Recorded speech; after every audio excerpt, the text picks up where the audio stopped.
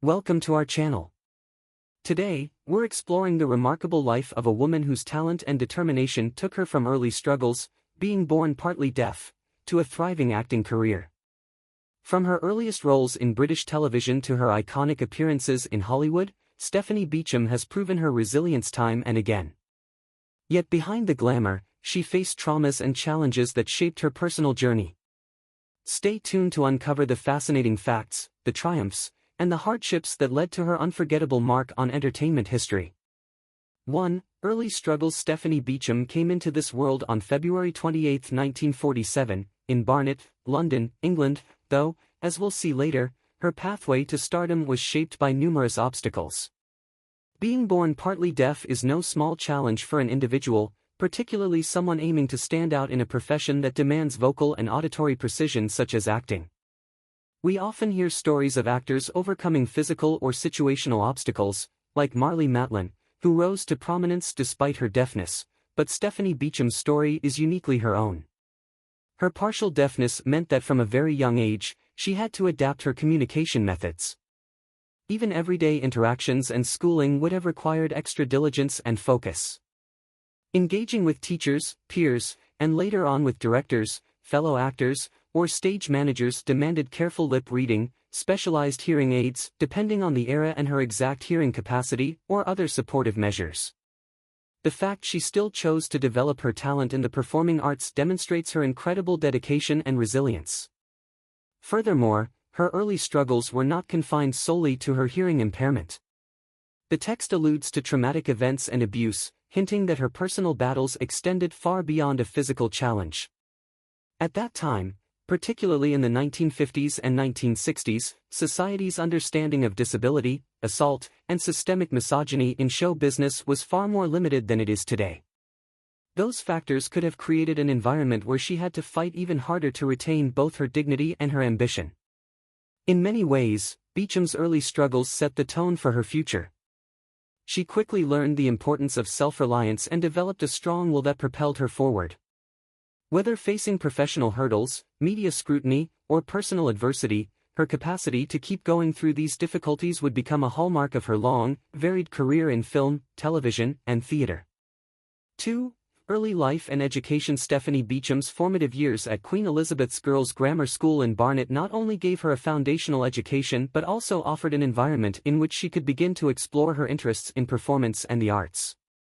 Grammar schools in England traditionally had a strong emphasis on rigorous academics, encouraging disciplines like literature, theatre, and debate, all of which likely prepared her intellectually and emotionally for the demanding world of acting. She later moved to Paris to study mime under the famed Etienne Decroix, who is often considered one of the fathers of modern mime.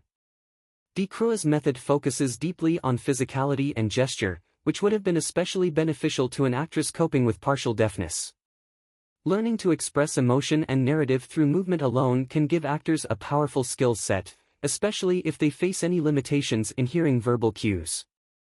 This distinctive training likely gave Beacham an edge, teaching her to imbue each role with a strong physical presence and to rely as much on body language as on dialogue. Following that, she attended the Royal Academy of Dramatic Art, RADA, in London, one of the United Kingdom's most prestigious acting schools, whose alumni include luminaries such as Sir Anthony Hopkins, Kenneth Branagh, and Fiona Shaw. RADA's intense training program would have exposed her to a variety of acting techniques, voice training, classical stage performance, and more, giving her a solid professional foundation. Originally, Beacham's aspiration was to teach dance movements to deaf children, an altruistic goal deeply connected to her own experience with hearing difficulties. Yet, she soon discovered she had a talent for modeling, leading to acting opportunities in television. Her swift pivot from aspiring educator to performer underscores her adaptability and eagerness to embrace new prospects. Her first screen role came in 1967 on the BBC's The Queen's Traitor, a historical drama in which she portrayed Mary, Queen of Scots.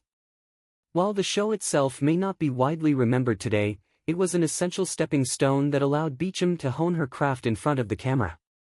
Subsequent guest appearances on major British television series, The Saint, Callan, and UFO, all added to her resume and demonstrated her versatility. Notably, These series were highly influential in shaping the British TV landscape of the late 1960s. The Saint featured Roger Moore before his James Bond era, while UFO was a cult sci-fi series produced by the legendary Gerry Anderson. Beacham's early film roles came in The Games and Tam Lin in 1970. The Games focuses on 4 marathon runners and their personal stories leading up to the Rome Olympic Games, while Tam Lin, directed by Roddy McDowall, is loosely based on the Scottish ballad Tam Lin and features a star-studded cast, including Ava Gardner. Acting alongside such established names would have proved both challenging and inspiring for a relatively new actress. In short, this period laid the groundwork for Beacham's entire career. She quickly gained experience in a variety of mediums, television, film, and possibly stage, learning how each required different skills and approaches. The lessons learned at RADA, combined with her immersion in the expressive art of mime, set her apart from peers. These experiences, garnered in some of the most classic 1960s and 1970s British productions, acted as the launchpad for her future international success. 3. Early career in film and television. In 1971, Stephanie Beacham took on a role that significantly bolstered her career visibility, starring opposite none other than Marlon Brando in The Nightcomers. This psychological horror film, directed by Michael Winner, was a prequel to Henry James's The Turn of the Screw. Brando played the sinister Quint, and Beacham took on a role that required her to be both vulnerable and assertive in the face of the film's ominous themes. Sharing scenes including a nude one, with a legend such as Brando would have been a baptism by fire for any young actress. Still, it testified to Beacham's fearlessness and the respect she was beginning to garner in the industry. Notably, Beacham developed a fondness for horror films and television shows during this period. The 1970s saw a surge of British Gothic or supernatural horror productions, most famously from Hammer Films and similarly themed studios. Projects like And Now the Screaming Starts, 1973, and House of Mortal Sin, 1974, capitalized on Europe's appetite for atmospheric and sometimes lurid thrillers. Beacham's willingness to partake in these could have been motivated by multiple factors. They provided immediate, frequent work for many British actors, they offered memorable roles that demanded intense emotional performances, and they built cult followings. Around the same time, she continued her theatrical pursuits by joining the Nottingham Playhouse as a repertory player. Repertory theatres often rotate multiple productions simultaneously, demanding that the performers develop quick study skills and adaptability. Beacham's portrayal of Nora in Ibsen's A Doll's House in 1973 is particularly noteworthy. Nora is one of the most iconic roles in modern theatre. She is a character who struggles against societal norms, searching for identity and autonomy. Taking on such a significant part likely enriched Beacham's craft, providing her with an experience that merges the emotional depth of stage acting with the practical demands of live performance. In addition, she accepted roles in various horror films such as Schizo, 1976, and Inseminoid, 1981. Inseminoid was a sci-fi horror flick known for its graphic content, and Beacham would later frankly admit that the motivation behind taking that job was largely monetary, just for the high wage. This candid revelation underlines the reality of an acting career. Despite her growing stature, Beacham, like many artists, sometimes had to balance passion projects with financially motivated roles, especially in an era when female actors were generally underpaid compared to their male counterparts. During these years, she also assumed the role of Georgina Layton in the daytime drama Marked Personal, produced by Thames Television. Marked Personal was a British soap opera focusing on the staff of a personnel department in a large company. Even though daytime dramas did not always get mainstream critical praise, they offered consistent work and a unique format, rapid production schedules, more episodes, and the chance to build and sustain a specific character over time. This environment might have strengthened Beacham's ability to refine and deepen character portrayals. This era, spanning from the early 1970s until the late 1970s, positioned Beacham as a hardworking and multi-talented actress. She moved seamlessly among film, television, and stage, demonstrating she could handle demands ranging from classical theater to exploitative horror. Her willingness to tackle these diverse roles not only secured her spot as a reliable performer but also set the stage for the major career breakthroughs she would soon experience. Fourth, growing recognition and key television roles. Entering the 1980s, Stephanie Beacham continued to accumulate critical and audience acclaim. One prominent role was in BBC's Tenko, which she joined from 1981 to 1982. This series depicted a group of British, Australian, and Dutch women interned by the Japanese during World War II. The show was praised for its gritty and nuanced depiction of women's resilience in captivity, and Beacham's participation in an ensemble cast of strong female characters likely resonated with her personal commitment to tackling roles with substance. Tenko challenged the typical glamorous portrayal of women on television by situating them in harrowing wartime conditions. It demanded robust, multi-layered acting and attracted significant viewership in the UK.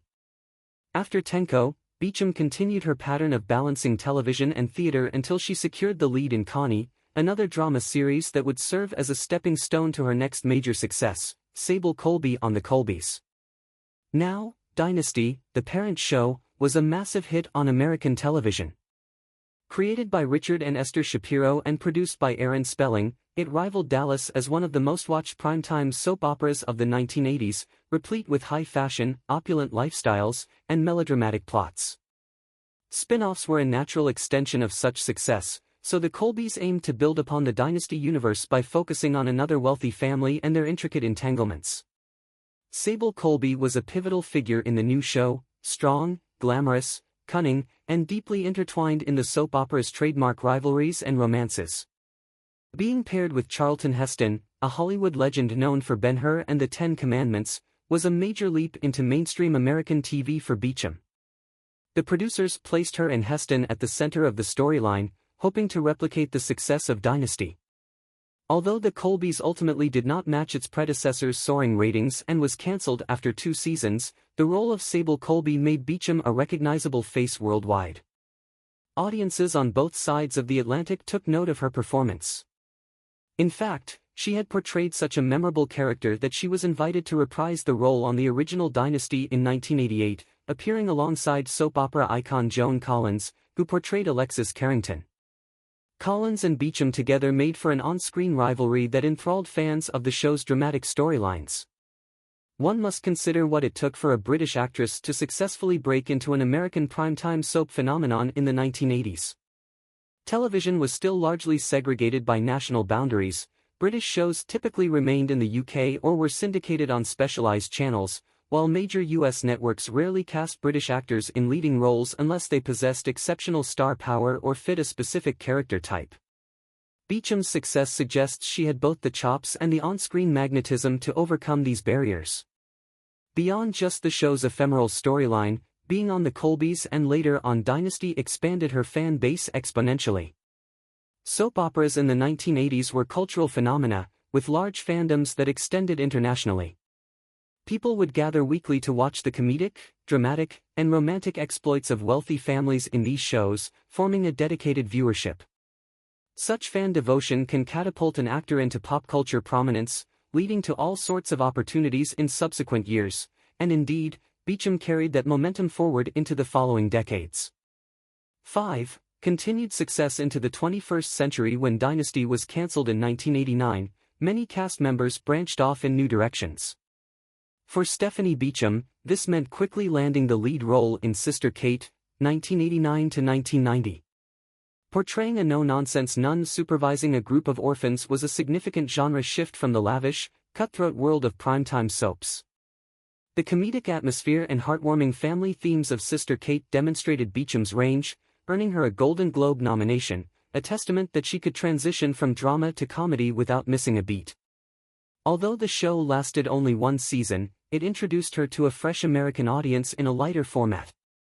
Returning to Britain to play Mrs. Peacock in a game show adaptation of the board game Cluedo, the British version of Clue, might sound like an odd choice to some, but it aligns with her career-long pattern. Beacham was open to a wide variety of roles, unafraid to shift her tone and style from serious drama to playful entertainment. Game shows, especially those with a theatrical flair, can often be campy, comedic, or even farcical. This environment allowed her to indulge a more playful side of performance, appealing to a different demographic of viewers. Her reunion with Aaron Spelling, who had produced Dynasty and the Colbys, led to a recurring role on the iconic teen drama Beverly Hills 90210. Joining the show in the early 1990s was another significant shift. 90,210 focused on teenage and young adult storylines, weaving in romance, friendship, familial strife, and timely social issues. Beacham's portrayal of Iris McKay, the somewhat free-spirited and estranged mother of Dylan McKay, played by Luke Perry, introduced her to a massive youth audience. Fans who once saw her in opulent 1980s soap operas or comedic roles as a caretaker of children in Sister Kate now saw her as a bohemian, complicated mother figure in a teen series, a testament to her adaptability and willingness to explore new territory. In 1993, Beacham took on the role of Dr. Kristen Westphalen in seaQuest DSV, produced by the legendary Steven Spielberg. This science fiction show revolved around the submarine seaQuest patrolling the Earth's oceans in the near future, maintaining peace and exploring marine life. Her character, Drive Westphalen, was both the chief oceanographer and medical doctor, responsible for analyzing scientific phenomena and ensuring the health of the crew. While Beacham left the series after its first season, this role showcased her ability to portray authoritative figures in a sci-fi environment, a far cry from the flamboyant realm of soaps and drama. Throughout the 1990s, Beacham maintained her presence on both British and American screens, guest starring in shows and taking roles that displayed her varied skill set. Then, in 2006, she ventured into pantomime, playing the Wicked Witch in Snow White and the Seven Dwarfs in Guilford, and returning the following year in Jack and the Beanstalk. British pantomime is a tradition especially popular around the Christmas season, mixing comedic asides, audience participation, and cross-gender casting.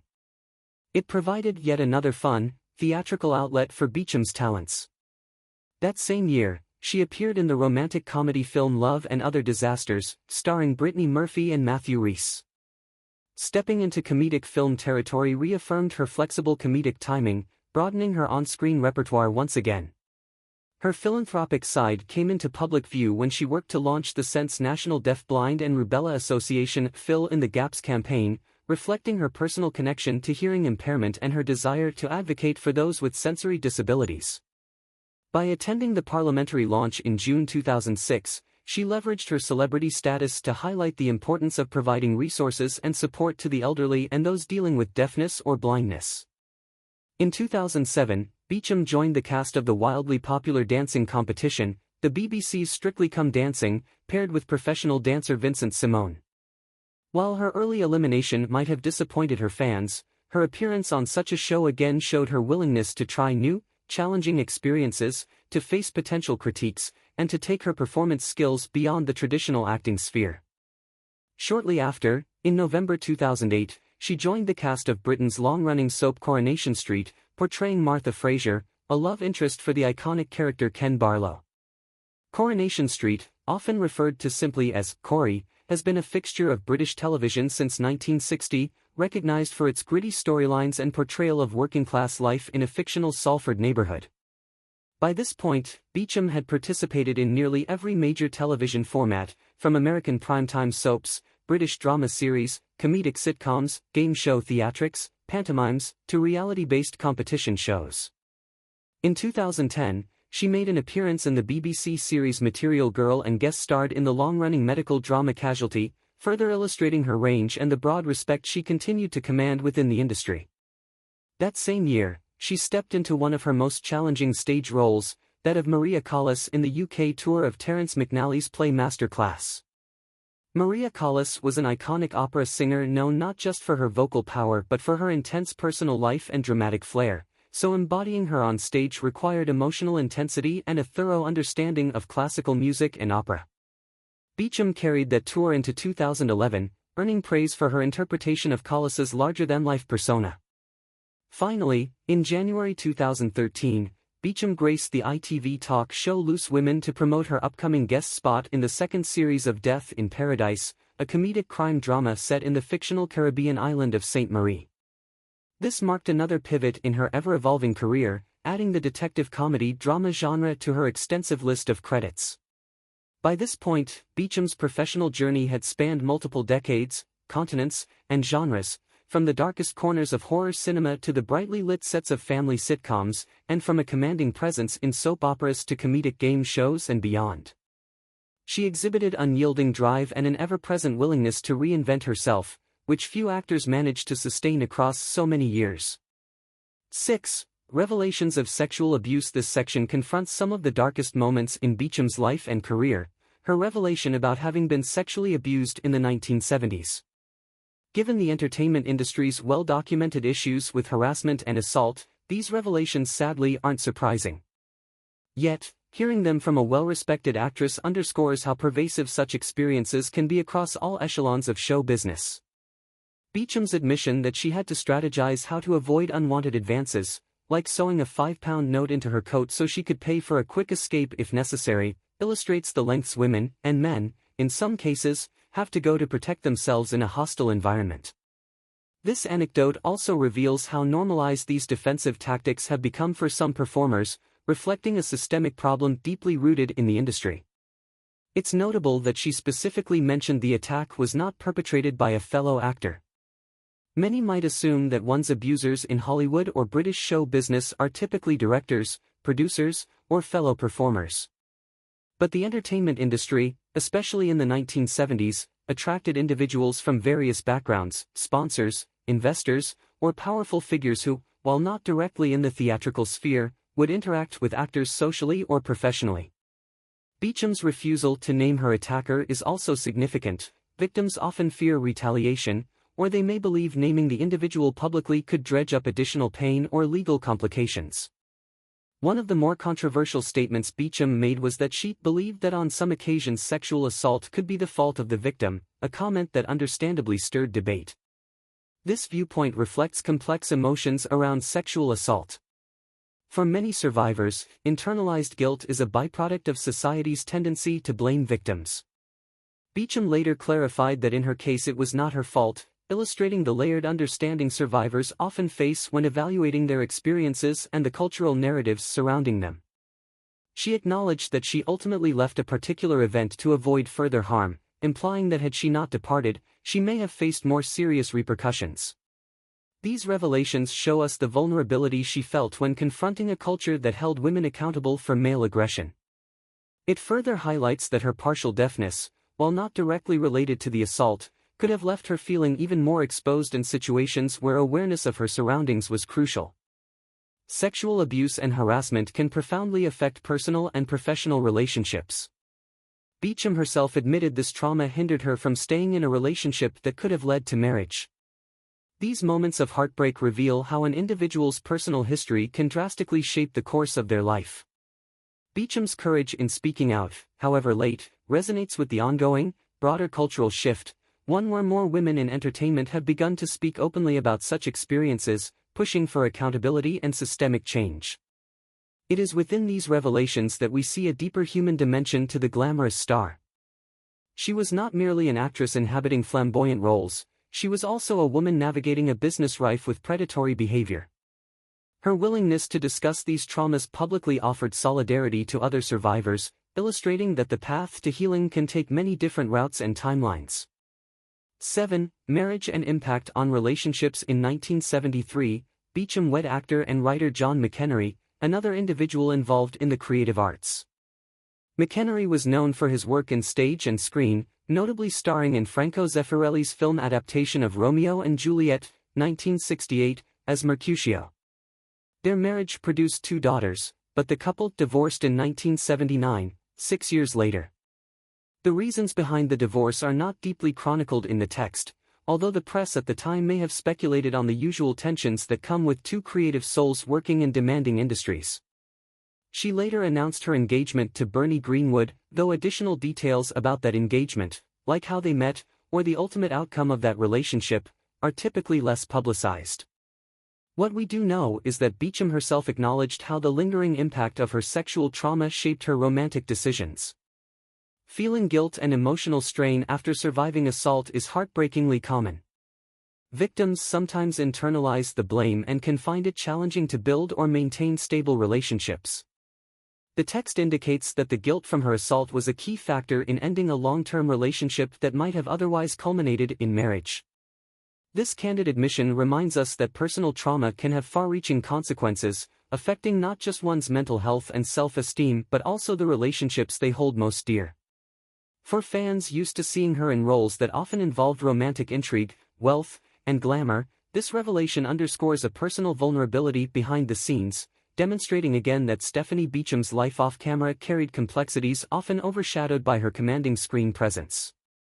8. Final reflections. In the broader cultural context, Stephanie Beacham joins a line of high-profile figures, including Madonna, Oprah Winfrey, Lady Gaga, and Tori Amos, who have shared their experiences of sexual violence. Such revelations highlight that fame and success do not insulate individuals from harm. Rather, the entertainment industry can sometimes exacerbate vulnerability due to power imbalances, toxic work environments, and a culture that too frequently normalizes predatory behavior. Beacham's readiness to speak about her personal trauma parallels the courageous confessions made by many others in Hollywood and beyond. At the same time, she continues to be recognized for her prolific career spanning decades, defying genre boundaries, geographic locations, and even mediums. She demonstrated that adversity can coexist with achievement. Instead of letting her hardships define or diminish her, she channeled her determination into building a formidable filmography and blazing a trail across stage, TV, and film.